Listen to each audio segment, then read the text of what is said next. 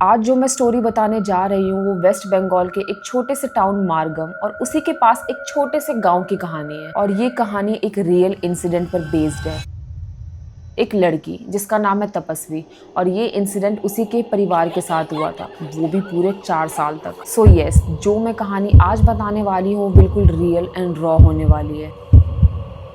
1987 से लेकर 1990 तक तपस्वी की फैमिली ने एक ऐसा इंसिडेंट फेस किया था जिसे आज भी याद करके उनका पूरा परिवार डर से कांप जाता है। तपस्वी और उसका पूरा परिवार मरगम के एक छोटे से गांव में रहते थे। वहां पर उनकी खेतीबाड़ी का काम था और पीछे से उनके पास काफी ज्यादा पैसा भी था। मतलब एक वेल सेटल फैमिली थी, प्रॉपर्टीज थी और आसपास के एरिया में थोड़ा पावर भी होल्ड करते थे। तपस्वी एक जॉइंट फैमिली में रहती थी, लेकिन कुछ सालों बाद फैमिली में कुछ प्रॉब्लम्स होने लगी। उनका आधा परिवार दूसरे गांव शिफ्ट हो गया, गोदमपारा। लेकिन ये जगह ज्यादा दूर नहीं थी, मरगम के ही अंदर आती थी। और जो भी इंसिडेंट उनके साथ हुआ उसका मेन रीजन था तपस्वी के बड़े पापा, जिनका नाम था लोकेश। लोकेश ने ही डिसाइड किया था कि अब वो सबके साथ नहीं रह सकते, क्योंकि आपसी में उनके काफी झगड़े हो गए थे। तो वो रीजन की वजह से उनको काफी हर्ट हुआ, तो उन्होंने फैसला लिया कि अब वो अलग रहेंगे। बाकी घर वालों ने उन्हें बहुत समझाने की कोशिश करी, जो भी प्रॉब्लम है बैठकर सॉल्व कर लेते हैं, घर तोड़ने की क्या जरूरत है। लेकिन लोकेश अपनी जिद पर अड़े रहे। आखिर में थककर घर वालों ने भी कह दिया कि तुम डिसाइड कर लो कि तुम्हें कहाँ पे रहना है। अब तपस्वी के घर से लगभग 700 मीटर दूर एक धान की खेती थी और उसी धान की खेती के बीच काफी एरिया खाली पड़ा था। लोकेश ने डिसाइड किया कि मैं यहीं पर अपना घर बनाऊंगा। उनके घर वालों ने उन्हें फिर से समझाया कि वो एरिया काफी ज्यादा आइसोलेटेड है, वहाँ पे रहना सेफ नहीं है। लेकिन लोकेश फिर से अपनी जिद पे अड़ गए कि घर बनेगा तो वहीं पर बनेगा, और यहाँ तक कह दिया कि अगर इतनी प्रॉब्लम है तो घर का बंटवारा कर दो। ये सब सुनकर बाकी सब चुप हो गए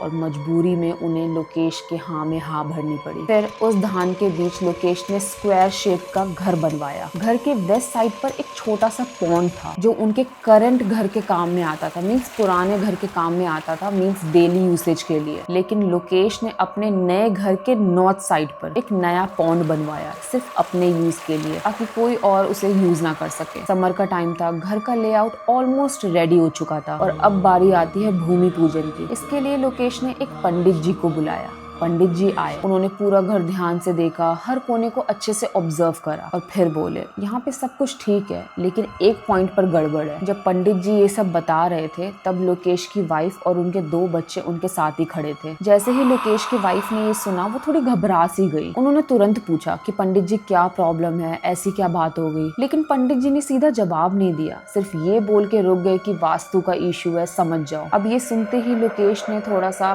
पंडित जी को साइड करा और डायरेक्टली पूछा कि पंडित जी साफ साफ बताइए कि क्या प्रॉब्लम है। तब पंडित जी ने धीरे से कहा, तुमने वेस्ट साइड में जो जगह छोड़ी है ना, वो किसी के आने जाने का रास्ता है, बेहतर होगा तुम अपना घर थोड़ा ईस्ट की जगह शिफ्ट कर लो। ये बात सुनने के बाद लोकेश ने थोड़ा सा सोचा, लेकिन फिर बोला ठीक है, आप जैसा बोल रहे हो हम वैसा ही करेंगे। उसके बाद वहाँ पर भूमि पूजन की गई, सारे रिचुअल्स कंप्लीट करे गए और फिर पंडित जी वहाँ से ये सब करके चले गए। यहाँ पर लोकेश ने पंडित जी की बात को एक कान से सुना और दूसरे कान से निकाल दिया। वो बिल्कुल नॉन बिलीवर टाइप के इंसान थे, उनको भूत प्रेत पर बिल्कुल भी विश्वास नहीं था। लेकिन लोकेश की वाइफ इस बात से बिल्कुल नहीं अग्री कर रही थी। उनका मानना था पंडित जी बिना सोचे समझे ये सब नहीं बोलते, जो भी वो बोल रहे हैं उसके पीछे कोई ना कोई वजह तो जरूर होगी। लेकिन लोकेश ने अपनी वाइफ को सीधा बोल दिया कि ये पंडित जी की पैसे लेने की टेक्निक है, तुम इन सब चीजों पे ज्यादा ध्यान मत दो, सब ठीक है। काफी आर्ग्यूमेंट्स के बाद उनकी वाइफ ने लोकेश की बात मान ली। लेकिन अब जो होने वाला था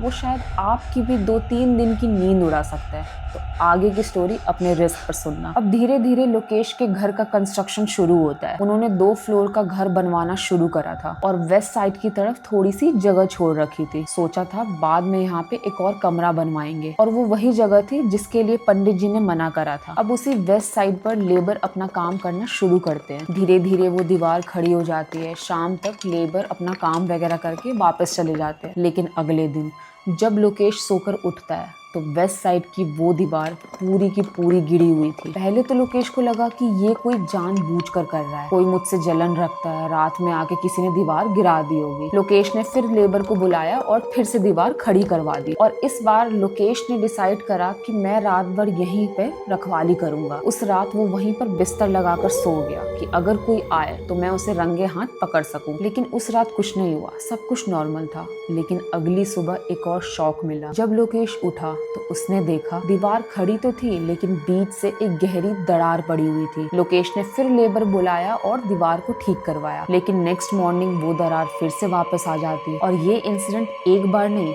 3 से 4 बार रिपीट हुआ। अब सवाल ये था कि रात भर कोई आता नहीं था तो ये दीवार में दरार कैसे आ रही थी। अब नेक्स्ट डे लोकेश ने वहां की पूरी दीवार तोड़वा दी और उसने हल्का सा ईस्ट साइड में शिफ्ट करके दोबारा दीवार बनवाई। अब अगले दिन सुबह जब वो देखने जाता है तो इस बार भी दीवार पर क्रैक तो होता है लेकिन काफी माइनर सा। अब जैसे तैसे लोकेश ने वहां पर अपना एक कमरा बनवा लिया। अब धीरे धीरे लोकेश का पूरा घर रेडी हो गया। अब जब तक कंस्ट्रक्शन चल रहा था उनकी वाइफ और लोकेश वहां पर रह रहे थे और उनके दोनों बच्चे पुराने घर पर थे। उनका प्लान बेसिकली यही था कि पूरा घर जब बन जाएगा तो बच्चों को भी बुला लेंगे। और फाइनली लोकेश का पूरा घर बन के रेडी हो जाता है। अब लोकेश और उनकी वाइफ प्रतिष्ठा पूजा करने के लिए पंडित जी को बुलाते हैं और ये वही पंडित थे जिन्होंने भूमि पूजन की थी। जैसे ही पंडित जी आए उन्होंने कंस्ट्रक्शन देखा और वो काफी गुस्सा हो गए थे। उन्होंने सीधा लोकेश से बोला कि मैंने तुमको स्ट्रिक्टली मना करा था कि इस साइड घर मत बनवाना, तो तुमने क्यों बनवाया। ये सुनते ही लोकेश की वाइफ हाथ जोड़कर माफी मांगने लगती है और कहती है मैंने इनको बहुत समझाया था लेकिन इन्होंने मेरी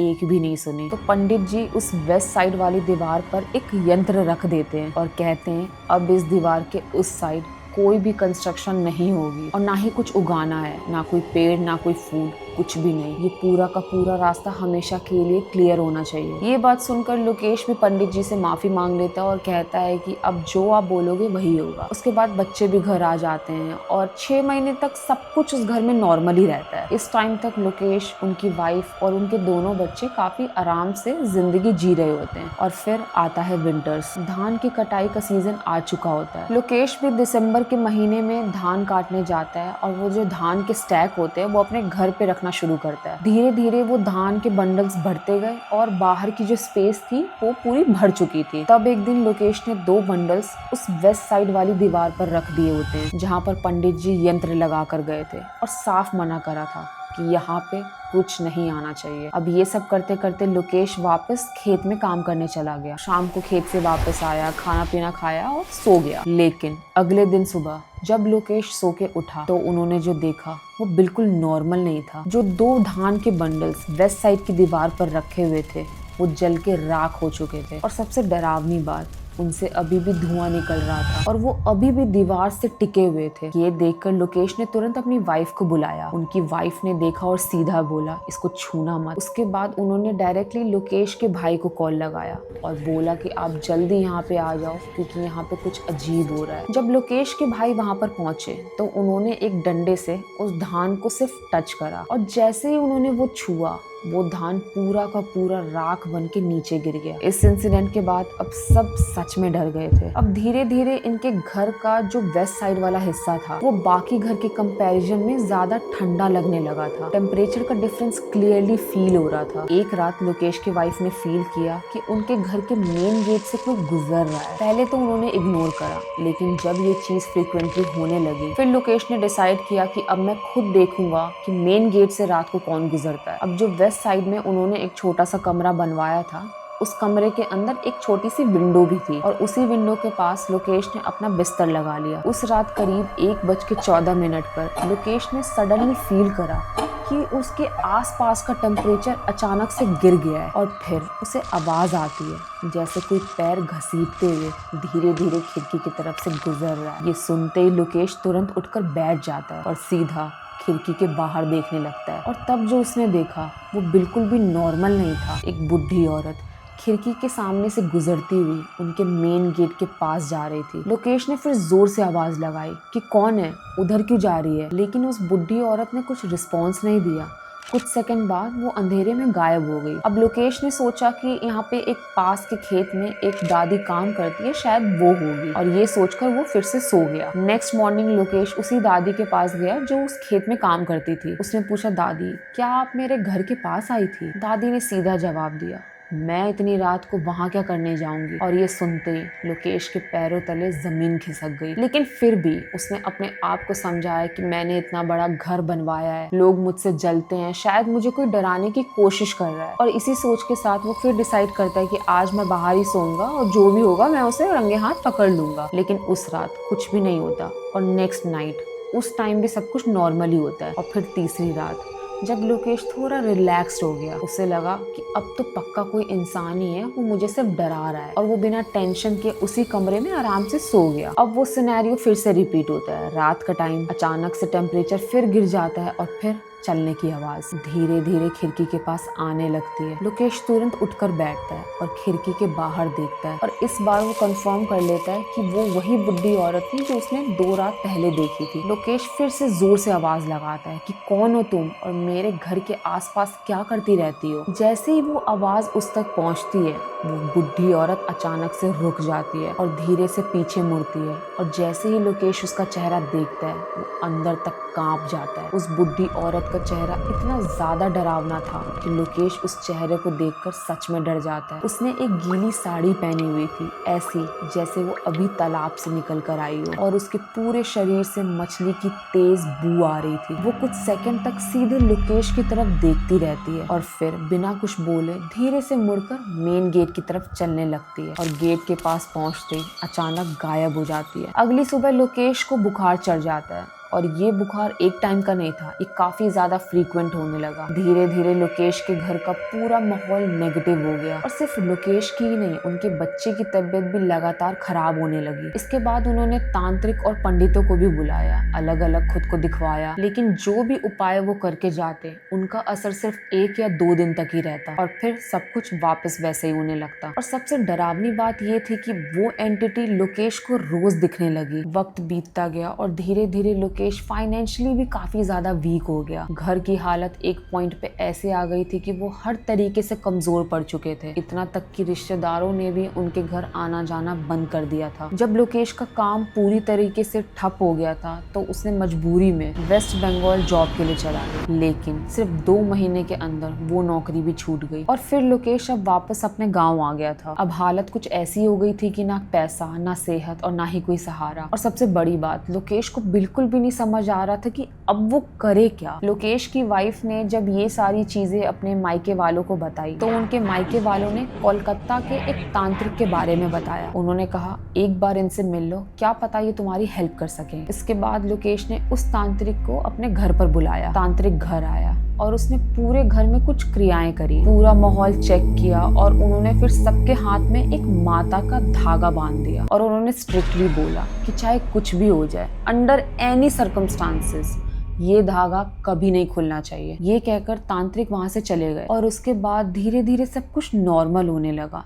3 महीने बीत चुके थे, और इस दौरान सब कुछ नॉर्मल होने लगा था, और लोकेश को भी वो एंटिटी अब दिखना बंद हो गई थी। अब सबको लगने लगा कि शायद अब सब कुछ सही हो गया है, लेकिन असली हॉरर तो अभी भी बाकी था। समर का टाइम था, लोकेश का बेटा स्कूल से घर आ रहा होता है। उसे काफी ज्यादा गर्मी लग रही होती है, तो उसने अपनी मम्मी से कहा कि मैं तालाब से नहा कर आता हूँ, और ये सब कहकर वो तालाब की तरफ चला गया। लगभग आधे घंटे के बाद वो नहाकर वापस आता है। उस वक्त लोकेश की वाइफ किचन में कुछ बना रही होती है। वो देखती है कि उनका बेटा सीधा घर के अंदर आया और अपने रूम की तरफ जा रहा होता है। अब घर का फ्लोर मिट्टी का था, तो वो उस पर तुरंत चिल्लाती है, गीले पैर लेकर रूम में क्यों जा रहा है। लेकिन तब तक वो रूम के अंदर चला जाता है। लोकेश की वाइफ उसको डांटने के लिए रूम में जाती है, लेकिन जैसे ही वो रूम के अंदर जाती है, वहाँ पर कोई नहीं होता, ना उनका बेटा, ना कोई आवाज, और ना ही कोई गीले पैर के निशान। सब कुछ एकदम से गायब। अब वो अचानक से घबरा जाती है, रूम के हर कोने में ढूंढती है, लेकिन वहाँ पे उनका बेटा नहीं होता। अब उनके दिमाग में सिर्फ एक ही सवाल था,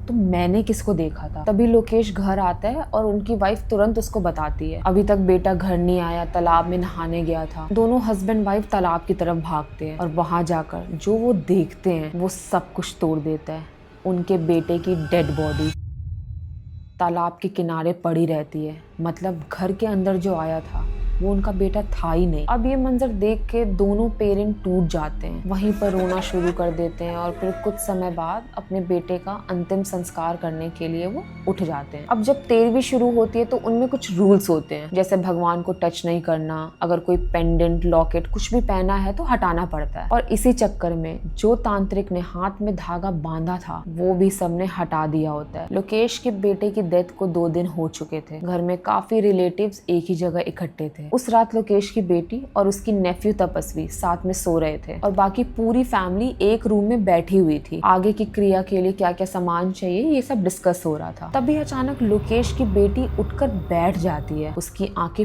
पूरी तरह फटी हुई थी और वो अपने पूरे परिवार को एक टक से घूरने लगती है और फिर बिना कुछ बोले वो तेज कदम से रूम से बाहर निकल जाती है। ये देखकर सब लोग उसके पीछे भागते हैं। जब सब बाहर पहुंचते हैं तो वो देखते हैं कि लोकेश की बेटी वेस्ट साइड की दीवार के पास खड़ी है और जो वो कर रही थी वो बिल्कुल भी नॉर्मल नहीं था। उसने अपनी पूरी बॉडी को ट्विस्ट कर रखा था, उसका सिर लगभग जमीन को टच कर रहा था और वो उस हालत में सबको एक टक से देख रही थी। फिर अचानक वो जोर जोर से चिल्लाने लगती है और बंगाली में कुछ बोलने लगती है और फिर वो क्लियरली बोलती है, मैं इसको अपने साथ ले जाऊंगी। अब ये सुनते ही कुछ लोग उसे पकड़ने लगते कि इसे कंट्रोल में ला सके, लेकिन इतने सारे लोगों के बावजूद उस छोटी सी लड़की की ताकत सबसे ज्यादा थी और फिर वो उसी ट्विस्टेड बॉडी के साथ धीरे धीरे चलती हुई मेन गेट की तरफ भागने लगती है। मेन गेट के पास एक स्टोर रूम था जहाँ पे कुछ मछलियाँ रखी हुई थी जो तालाब से लाई गई थी श्राद्ध के काम के लिए। लोकेश की बेटी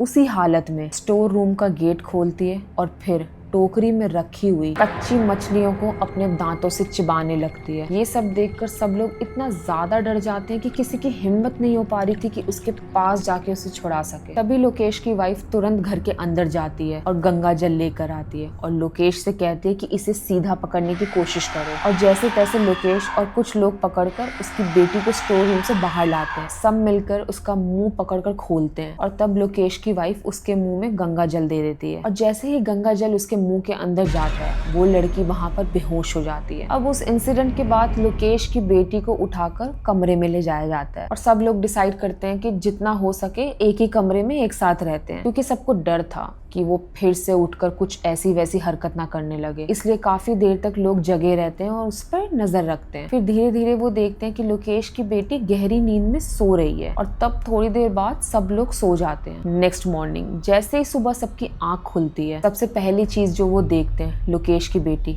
जो कि कमरे से गायब होती है। एक सेकंड के लिए किसी को समझ ही नहीं आ रहा होता है कि ये क्या हो गया अचानक से। फिर सब तुरंत उठकर पूरे घर में उसको ढूंढना शुरू करते हैं। हर रूम हर कोना एक एक जगह को चेक किया जाता है लेकिन लोकेश की बेटी का कहीं भी ट्रेस नहीं मिलता। अब सबके अंदर पैनिक बढ़ने लगता है। फिर बिना वक्त गवाए सब लोग तालाब की तरफ भागते हैं लेकिन वहां भी उनकी बेटी नहीं होती। अब डर सबका और बढ़ चुका होता है। अब सबके दिमाग में सिर्फ एक ही सवाल था कि वो गई कहाँ। तभी उसी बीच उनका एक नेबर घर पर आता है और वो कहता है कि मैंने लोकेश की बेटी को शमशान की तरफ जाते हुए देखा है। ये सुनते ही सब बिना सोचे शमशान की तरफ भागने लगते हैं और जब वो वहाँ पहुँचते हैं वो चीज देखकर सब लोग एक जगह जम जाते हैं। लोकेश की बेटी शमशान में खड़ी होती है लेकिन वो अकेली नहीं लग रही होती। अब ये लोग लोकेश की बेटी को वापस घर ले आते हैं। अब जैसे ही लोकेश की बेटी घर के अंदर घुसती है लोकेश की वाइफ को अपने मरे हुए बेटे की परछाई दिखना शुरू हो जाती है और अब हर रात उस वेस्ट साइड वाली दीवार से रोने की आवाज आना शुरू होती है। ये सिलसिला लगातार 13 दिन तक चलता रहा और ये 13 दिन उनके लिए निकालना काफी ज्यादा मुश्किल हो गया था। जब ये सब खत्म हुआ तो लोकेश की फैमिली ने उस तांत्रिक को फिर से बुलाया, लेकिन जैसे ही वो तांत्रिक घर के अंदर घुसा लोकेश की बेटी में वो एंटिटी फिर से आ गई और वो सीधा तांत्रिक के आंखों में देखकर बोलती है, सब मारे जाओगे और अगर तूने भी मदद करी तो तू भी मारा जाएगा। ये सब देखकर तांत्रिक भी काफी ज्यादा डर गया और उसने कुछ भी करने से मना कर दिया और वापस चला गया। अब उसके बाद धीरे धीरे भी रिलेटिव्स चले गए अपने घर और फिर लोकेश और उनकी वाइफ ने डिसाइड किया अब वो किसी और को ढूंढेंगे जो उनकी मदद कर सके। अब इसी दौरान एक दिन लोकेश की वाइफ किचन में खाना बना रही थी, तभी उनकी बेटी वहाँ आती है और अचानक से अपनी माँ का आंचल उठाकर जलते हुए चूल्हे के अंदर डाल देती है और तुरंत उसका हाथ पकड़ लेती है ताकि वो कुछ कर ना पाए। और उसकी पकड़ इतनी ज्यादा स्ट्रांग थी कि लोकेश की वाइफ कुछ कर ही नहीं पाती और जोर जोर से चिल्लाने लगती है। और तभी लोकेश दौड़ कर आता है और किसी तरह अपनी बेटी का हाथ झटकाकर किचन से बाहर निकालता है। लेकिन तब तक लोकेश की वाइफ के राइट हैंड पूरे कंधे तक जल चुका होता है। अब दिन ब दिन सिचुएशन और भी खराब होने लगती है। लोकेश और उसकी वाइफ सिर्फ एक ही कोशिश में थे कि किसी तरह एक सॉल्यूशन मिल जाए। तभी उन्हें एक औरत के बारे में पता चलता है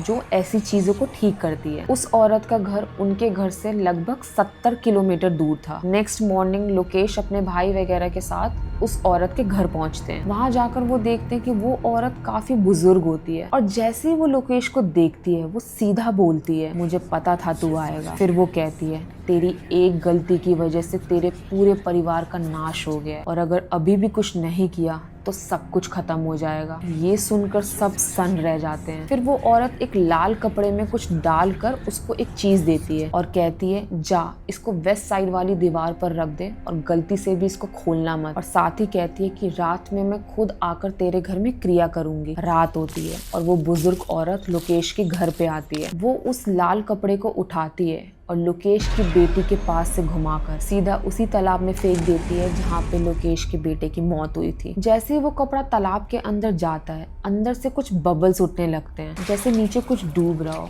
या कोई चीख रहा हो। उस वक्त हवा भी अचानक से तेज चलने लगती है और फिर वो औरत अपनी क्रिया शुरू करती है। 4 मुर्गों की बलि देती है, उनका खून एक मिट्टी के बर्तन में जमा करती है, फिर 4 कील लेती है और उसे खून में मिलाकर एक मंत्र बोलती है और फिर वो चारों कील खून से निकालकर लोकेश के घर के हर कोने में ठोक देती है और आखिरी में कहती है, अब ये तुम्हें परेशान नहीं करेगी। और फिर उस बुढ़ी औरत ने फाइनली उसका सच बताया। उसने बताया कि ये कोई नॉर्मल चीज नहीं है, ये एक ऐसी एंटिटी है जो रोज रात को तालाब से निकलती है और शमशान की तरफ जाती है। फिर उसने तुरंत लोकेश की तरफ देखकर बोला, जहाँ पे तूने अपनी दीवार बनवाई है वो उसका आने जाने का रास्ता था। और तब सबको एकदम से याद आया कि क्यों पंडित जी ने साफ मना करा था। बुढ़ी औरत ने फिर बताया कि जब पंडित जी ने वहाँ पे यंत्र लगाया तो वो एंटिटी और भी ज्यादा गुस्से में आ गई और उसी ने तुम्हारे बेटे को पानी में डुबा कर मारा है। ये सुनते ही पूरा घर एकदम से सन्न हो गया। फिर उसने धीरे से बोला,